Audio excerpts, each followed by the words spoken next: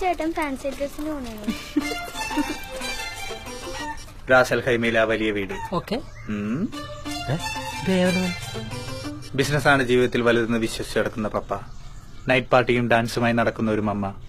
ആകെ ഉണ്ടായിരുന്ന കൂട്ടുകാർ ഷാർജയിലെ ബോർഡിംഗ് സ്കൂളിലെ അറബി പിള്ളേരായിരുന്നു. പെങ്ങമാരുണ്ടായില്ലേ? ഇല്ല.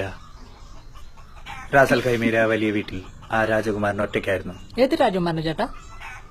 നീ മിണ്ടായിരുക്ക?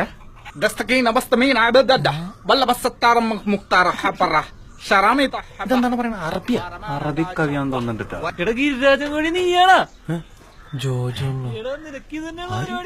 നീ എവിടെന്നാണ് വന്ന മരഭൂതമേ? ബാറ്റ് നമ്മൾ എവിടെ നിർത്തിയ? ഷാർജ ക്രിക്കറ്റ് സ്റ്റേഡിയത്തിൽ ഫുട്ബോൾ കളിച്ചുകൊണ്ടിരുന്ന ഞാൻ. എന്റെ അറബി ഫ്രണ്ട്സ് അപ്പോൾ എന്നോട് ചോദിച്ചു, പകച്ചു പോയി എന്റെ ബാല്യം. പോകുമ്പോ ഷാജി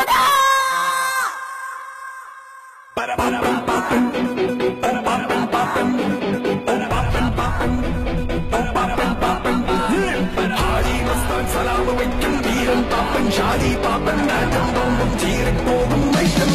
ഷാജി